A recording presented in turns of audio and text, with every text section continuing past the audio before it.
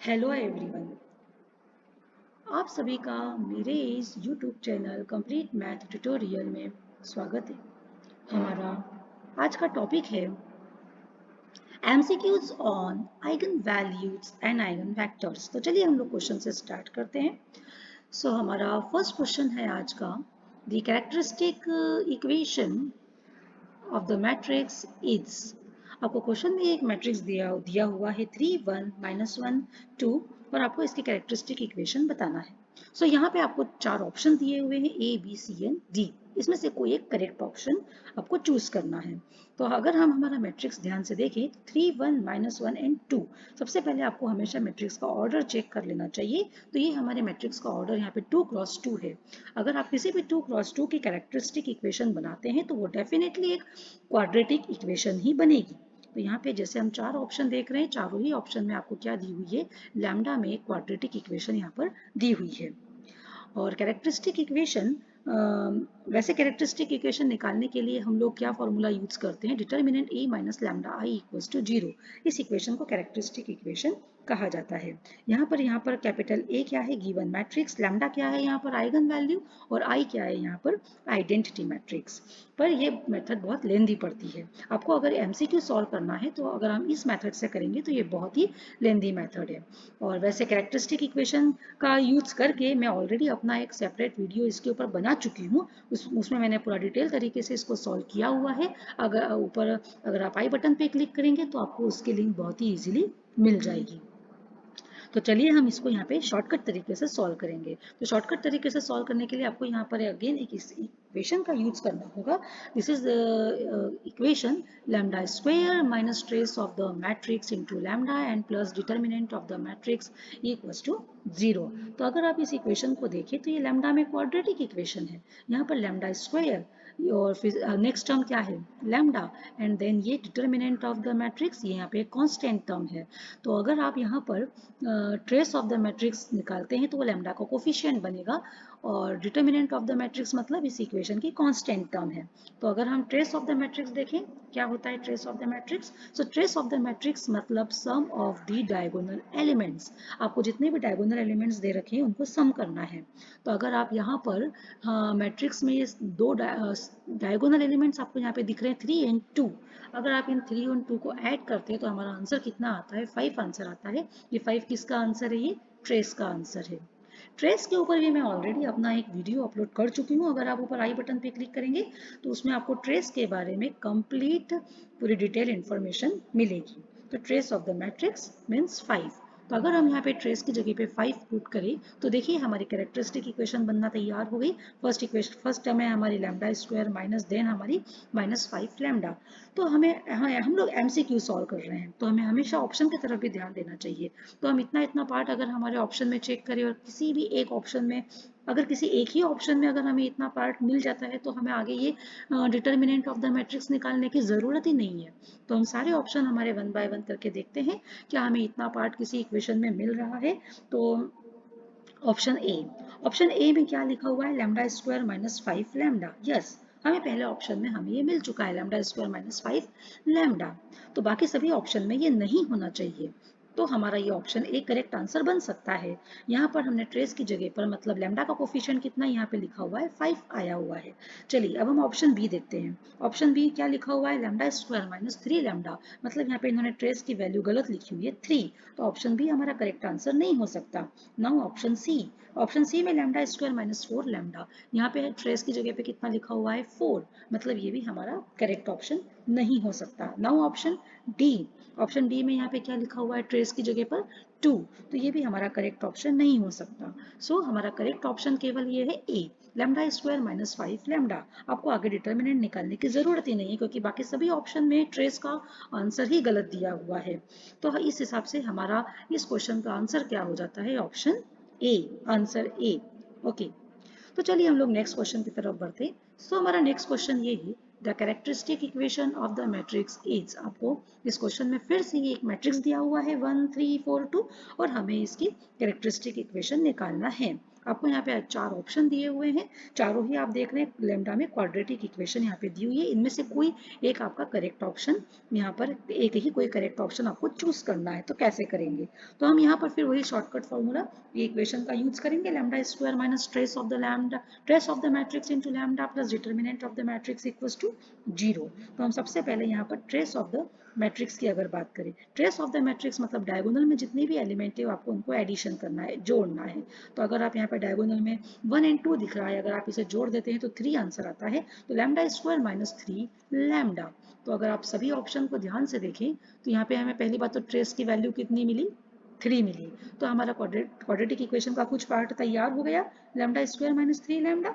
अगर हम ऑप्शन में देखें, सारे ऑप्शन को अगर हम एक बार देखें तो option A lambda square minus 3 lambda, इसमें भी ट्रेस 3 दिया हुआ है। Option B lambda square minus 3 lambda, इसमें भी हमारा ऑप्शन ट्रेस की जगह पे 3 दिया हुआ है। Option C lambda square minus 3 lambda, इसमें भी ट्रेस की वैल्यू 3 दे रखी है, and lambda square minus 3 lambda.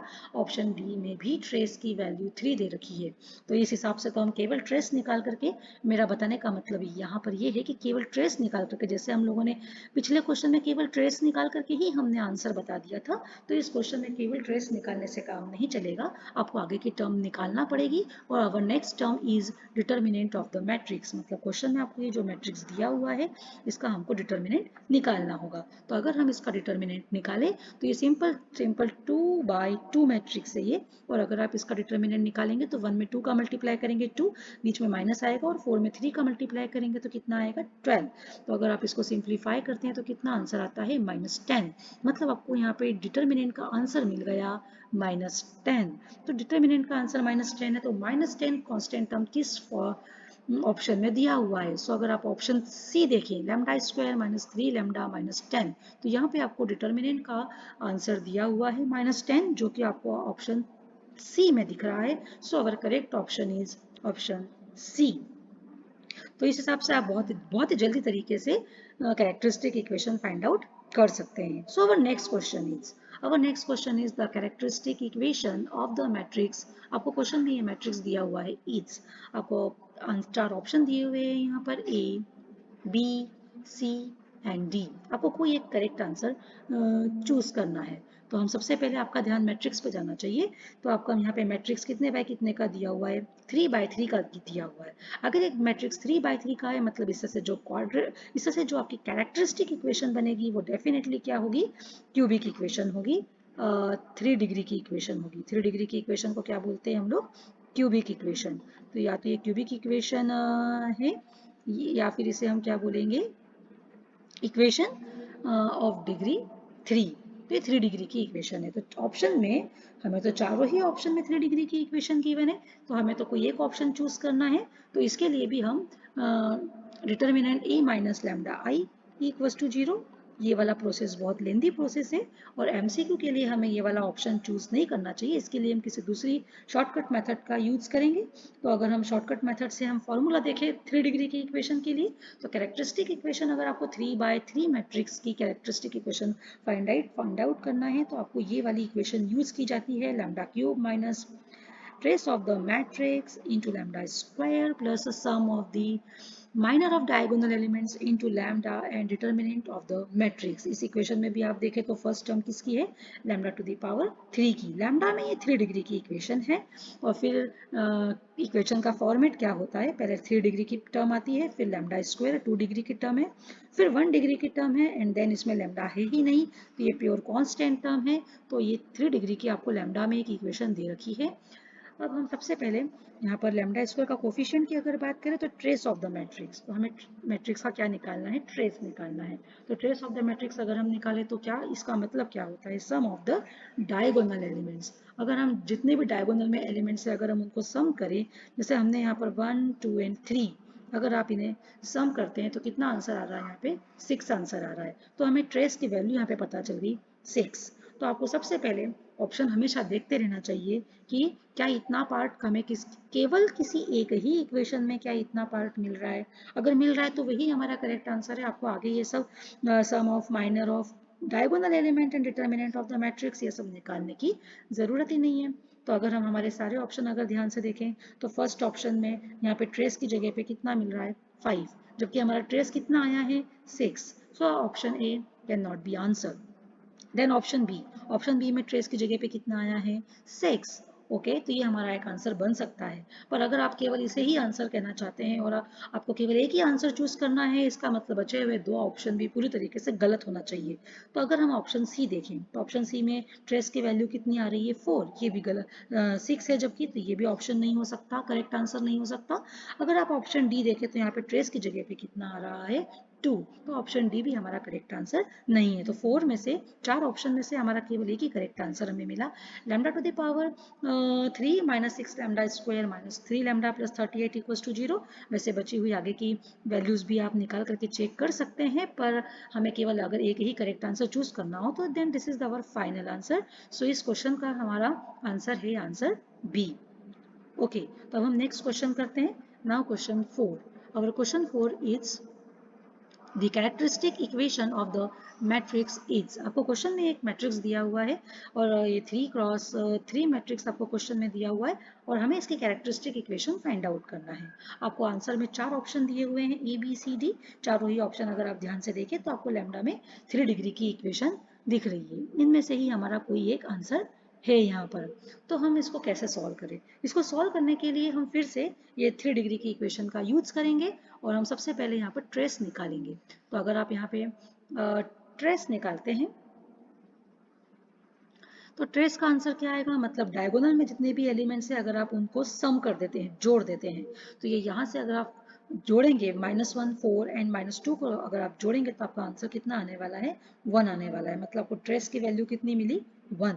तो अगर आप यहाँ पे ट्रेस की जगह पे 1 रखते हैं तो आपका इतना पार्ट तो तैयार हो गया, lambda to the power 3 minus lambda square. तो हमें पहले चारों ऑप्शन में ये चेक कर लेना चाहिए कि क्या ये ऑप्शन में हमें मिल रहा है।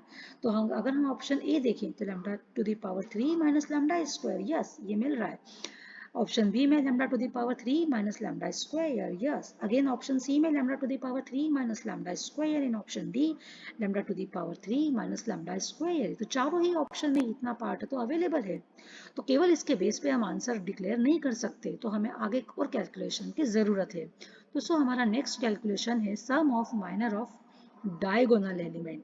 अब हमें sum of minor of diagonal element calculate करना है। मतलब आपको क्या निकालना है, आपको सम निकालना है। किसका सम निकालना है आपको?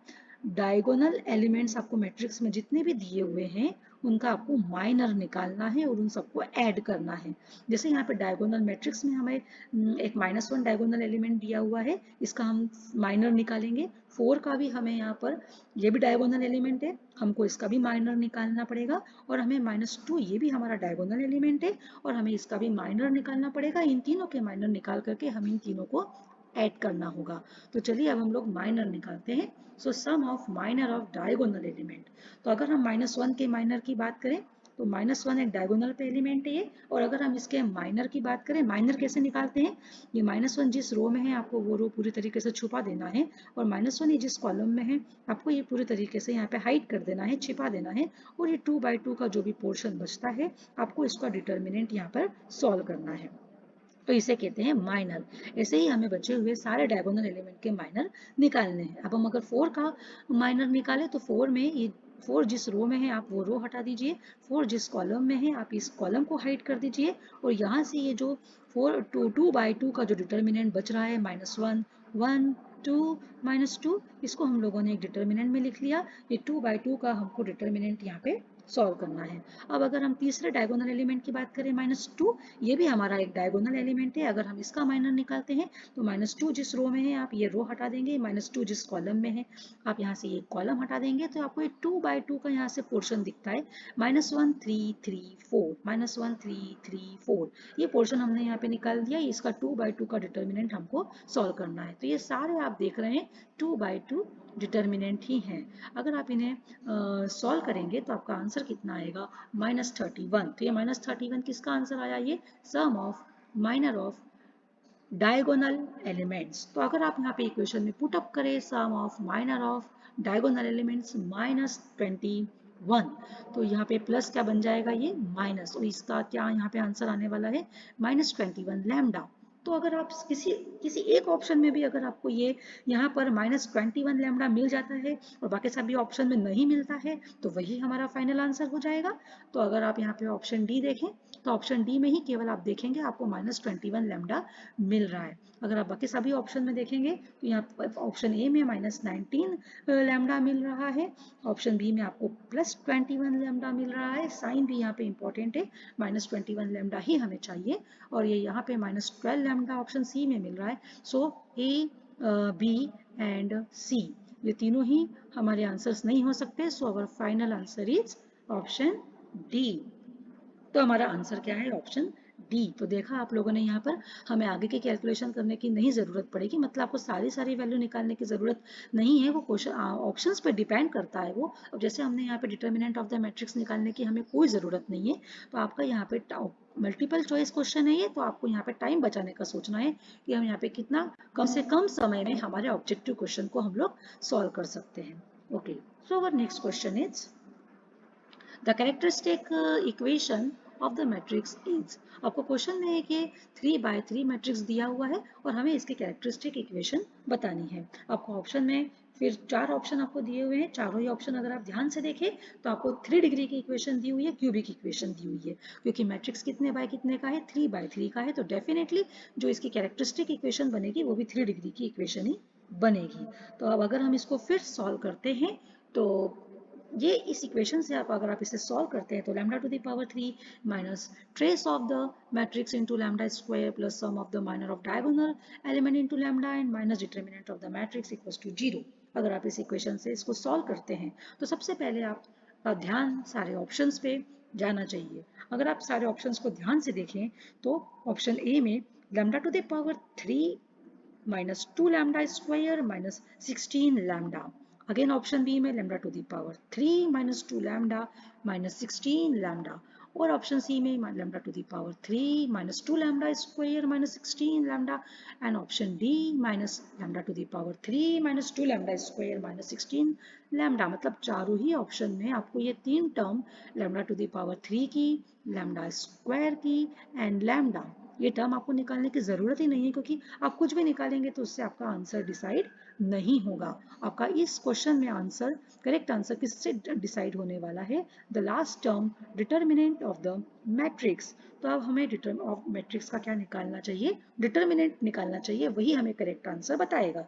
तो अगर आप इस मैट्रिक्स का डिटर्मिनेंट अगर आप निकालते हैं 3x3 का मैट्रिक्स है, 3x3 का मैट्रिक्स है और अगर आपको इसका डिटर्मिनेंट निकालना है तो डिटर्मिनेंट के ऊपर भी मैं ऑलरेडी अपना एक वीडियो अपलोड कर चुकी हूँ। अगर आप ऊपर आई बटन पे क्लिक करेंगे तो आपको उसकी लिंक इजीली मिलेगी, वहाँ से आप इजीली सीख सकते हैं कि 3x3 का डिटर्मिनेंट कैसे निकाला जाता है। बहुत ही आसान तरीके से उसको मैंने उस वीडियो में समझाया हुआ है। तो अगर हम इसका आंसर देखें तो इसका आंसर आ रहा है, अगर आप पूरा डिटर्मिनेंट सॉल्व करें तो इसका आंसर आ रहा है -26। -26 इज द आंसर। तो -26 मतलब आपका ये last term determinant of the matrix. अगर आप -26 की वैल्यू अगर आप यहाँ पे पुट करेंगे तो आपको यहाँ पे माइनस और माइनस क्या हो जाएगा? ये प्लस हो जाएगा। तो आपको आंसर में +26 लैम्डा देखना चाहिए। जिस ऑप्शन में +26 lambda, sorry +26 only because this is a constant term, lambda नहीं आएगा, सॉरी। आपको केवल यहाँ पर +26 ऑप्शन में देखना है। जिस किसी ऑप्शन में हमें +26 मिल जाएगा वही हमारा फाइनल आंसर है और बाकी सभी ऑप्शन में ये नहीं मिलना चाहिए। तो अगर आप ऑप्शन ए ध्यान से देखें तो कांस्टेंट टर्म हमारी क्या है? +26। ओके, तो ये एक हमारा आंसर है। पर अब बाकी, क्योंकि अगर आपको एक ही आंसर चूज करना है तो बाकी सभी ऑप्शन में ये +26 नहीं होना चाहिए। तो सेकेंड ऑप्शन में -26 है। साइन भी बहुत इंपॉर्टेंट है, यहाँ पर -26 लिखा हुआ है तो ये हमारा बी आंसर नहीं हो सकता। सी ऑप्शन में +20 लिखा हुआ है तो ये भी हमारा आंसर नहीं हो सकता एंड डी में +22 लिखा हुआ है तो ये भी हमारा आंसर नहीं हो सकता। तो हमारा आंसर यहाँ पे करेक्ट आंसर केवल क्या है? Option A. तो हमारा ऑप्शन क्या है यहाँ पर? Answer A. ओके, तो बस आज के इस वीडियो में बस इतना ही। तो अभी मैं यहाँ पर आप लोगों के लिए प्रैक्टिस टेस्ट और बहुत सारे लाने वाली हूँ। अभी मैंने ये बिल्कुल बेसिक से स्टार्ट किया है ये वीडियो। एमसीक्यू क्वेश्चन में अभी आपको बिल्कुल बेसिक से स्टार्ट करवा रही हूँ। आगे आने वाले वीडियोस में इसका लेवल और टफ होता चला जाएगा और इंटरेस्टिंग क्वेश्चन और आते चले जाएंगे। तो फॉर मोर वीडियोस, आगे के वीडियोस के लिए आप मेरे चैनल को लाइक शेयर एंड सब्सक्राइब कीजिए, जिस और बेल आइकन को प्रेस कीजिए, जिससे अगर मैं कोई भी नया वीडियो अपलोड करती हूँ तो उसका नोटिफिकेशन आप तक सबसे पहले पहुँचे. Okay, and you can also follow me on Instagram complete math tutorial. Okay, thank you for watching my video. तो नेक्स्ट वीडियो में हम नेक्स्ट टॉपिक के साथ में फिर मिलेंगे. तब तक के लिए नमस्कार.